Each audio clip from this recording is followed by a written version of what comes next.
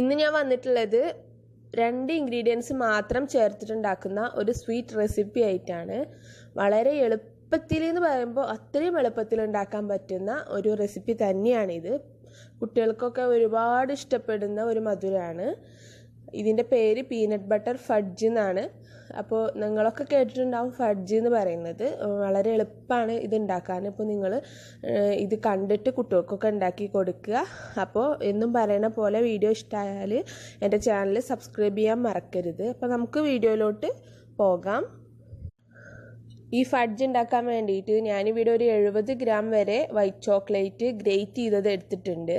പിന്നെ വേണ്ടത് പീനട്ട് ബട്ടറാണ്. ഈ പീനട്ട് ബട്ടർ എടുക്കുമ്പോൾ നിങ്ങൾ അധികം സാൾട്ടി ആയിട്ടുള്ളത് എടുക്കരുത്. ഇനി സാൾട്ടി ആയിട്ടുള്ളത് എടുത്തു വെച്ചിട്ട് കുഴപ്പമൊന്നുമില്ല. ഞാനിതൊരു 2 ടേബിൾ സ്പൂൺ ചേർത്ത് കൊടുക്കുകയാണ്. കൂടുതലായിട്ട് ഉപ്പ് രുചി വന്നു കഴിഞ്ഞാൽ അതിൻ്റെ ആ ഒരു ടേസ്റ്റ് പോകും. അതുകൊണ്ടാണ് അങ്ങനെ പറഞ്ഞത്.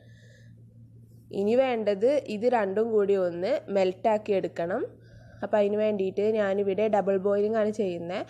അടിയിൽ കുറച്ച് വെള്ളം വെച്ചിട്ട് ഒരു പാൻ വെച്ചിട്ടുണ്ട്. അതിന് മുകളിൽ ഒരു സ്റ്റീൽ ബൗളാണ് വെച്ചിട്ടുള്ളത്. ഗ്ലാസ് ബൗളിൽ വെച്ചിട്ടും ഇങ്ങനെ മെൽറ്റാക്കി എടുക്കാം. പക്ഷേ ഒരു തവണ ഞാൻ വീട്ടിൽ നിന്ന് അങ്ങനെ ചെയ്തപ്പോൾ ഓവർ ഹീറ്റ് ആയതുകൊണ്ട് എന്താണെന്നറിയില്ല, ഗ്ലാസ് പൊട്ടിപ്പോയി. അതുകൊണ്ട് ഇനിയൊരു റിസ്ക് എടുക്കാൻ വയ്യാന്ന് വിചാരിച്ചിട്ട് ഇങ്ങനെ സ്റ്റീൽ ബൗളിലിട്ട് ചെയ്യുന്നു എന്നേ ഉള്ളൂ. ഇതൊന്ന് ജസ്റ്റ് ഒന്ന് മെൽറ്റാക്കി എടുക്കുക. അടിയിൽ കുറച്ച് വെള്ളം വെച്ചിട്ടുണ്ട്. അത് നന്നായിട്ട് തിളക്കുന്ന ആ ഒരു ചൂടിൽ കിടന്നിട്ട് ഇത് നല്ലോണം മെൽറ്റായിക്കോളും. ഇപ്പം എല്ലാവരും വീട്ടിൽ ഈ കേക്കൊക്കെ ഉണ്ടാക്കുന്നവരാവുന്നതുകൊണ്ട് തന്നെ വൈറ്റ് ചോക്ലേറ്റും ഡാർക്ക് കോമ്പൗണ്ടൊക്കെ സൂക്ഷിക്കുന്നവരായിരിക്കും. അപ്പം അതുകൊണ്ട് തന്നെ ഇത് ഉണ്ടാക്കാനും വളരെ എളുപ്പമാണ്. എല്ലായിടത്തും സാധനങ്ങളൊക്കെ ഉണ്ടാവും. അപ്പോൾ നിങ്ങൾ ഉണ്ടാക്കി നോക്കുക. ഇതിപ്പോൾ മെൽറ്റായി തുടങ്ങിയിട്ടുണ്ട്, നല്ലോണം മെൽറ്റായിട്ടുണ്ട്. അതിൽ ആ കട്ടയെല്ലാം പോയി വൈറ്റ് ചോക്ലേറ്റ് എല്ലാം മുഴുവനായിട്ടും മെൽറ്റാക്കിയിട്ട് രണ്ടും നല്ലോണം മിക്സ് ആവണം. അതുവരെ മെൽറ്റാക്കി എടുത്താൽ മതി. അപ്പോൾ ഇതിവിടെ ആയിട്ടുണ്ട്. ഈ ഒരു കൺസിസ്റ്റൻസിയിൽ കിട്ടണം. കണ്ടോ, കറക്റ്റായിട്ട് കിട്ടിയിട്ടുണ്ട്. ഇനി ഫ്ലെയിം ഓഫ് ചെയ്തിട്ട് ഇത് അടുപ്പിൽ നിന്ന് മാറ്റാം.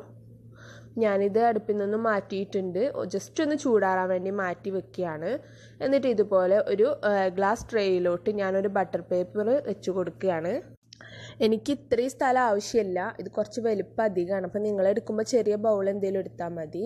അപ്പോൾ ഇത്രയും സ്ഥലത്ത് ഞാൻ ഉണ്ടാക്കിയത് ഒഴിക്കുകയാണെങ്കിൽ ആകെ കൂടെ പരന്ന് മുറിക്കാനുള്ള ഒരു കട്ടി കിട്ടില്ല. അപ്പോൾ അത് വേണ്ടിയിട്ട് ഞാനൊരു സ്ഥലം അഡ്ജസ്റ്റ് ചെയ്യാൻ വേണ്ടി ഒരു അലുമിനിയം ഫോയിൽ വെച്ചിട്ടൊന്ന് പകുതിയാക്കിയിട്ട് മാറ്റുകയാണ്.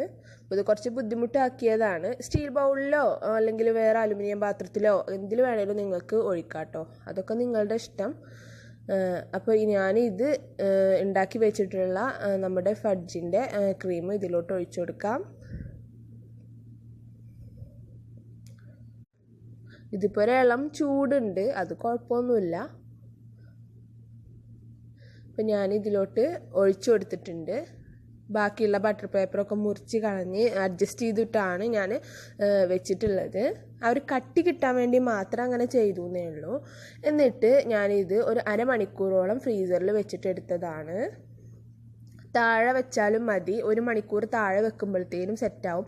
ഇതിപ്പോൾ അരമണിക്കൂർ തന്നെ കൂടുതലാണ്. അപ്പോഴത്തേനും നല്ല കട്ടിയായി. വെറും 20 മിനിറ്റൊക്കെ മതിയാവും ഇത് സെറ്റാവാൻ വേണ്ടിയിട്ട്. ഇനി ഇത് ചെറിയ ചതുര കഷ്ണങ്ങളാക്കിയിട്ടൊന്ന് മുറിച്ചെടുക്കണം. അപ്പം വളരെ കുറച്ചല്ലേ ഉണ്ടാക്കിയിട്ടുള്ളൂ, അതുകൊണ്ട് വളരെ കുറച്ച് മാത്രമേ ഉള്ളൂ. പിന്നെ ഞാനൊരു അബദ്ധം കാട്ടി, തണുപ്പോട് കൂടിയിട്ട് തന്നെ മുറിച്ചപ്പോൾ ചെറുതായിട്ടൊന്ന് പൊട്ടിപ്പോയി ചെറിയൊരു ഭാഗം. അപ്പോൾ നല്ലോണം തണുപ്പ് വിട്ടിട്ട് ഇത് മുറിച്ചെടുത്താൽ മതി. തണുപ്പ് വിട്ടു എന്ന് വിചാരിച്ചിട്ട് ഇത് മെൽട്ടായി പോകുന്നില്ല കേട്ടോ, ഇതുപോലെ തന്നെ ഇരിക്കും.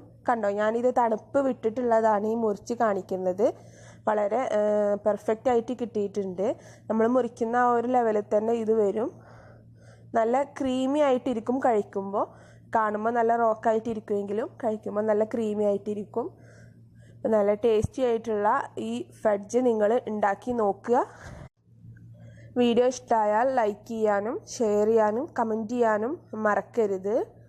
അപ്പോൾ എന്നും പറയുന്ന പോലെ തന്നെ ഇതുവരെയും ചാനൽ സബ്സ്ക്രൈബ് ചെയ്യാതെ കാണുന്നവർ തീർച്ചയായിട്ടും ചാനൽ ഒന്ന് സബ്സ്ക്രൈബ് ചെയ്തേക്കുക. നമുക്ക് ഇൻഷാ അല്ലാഹ് അടുത്തൊരു വീഡിയോ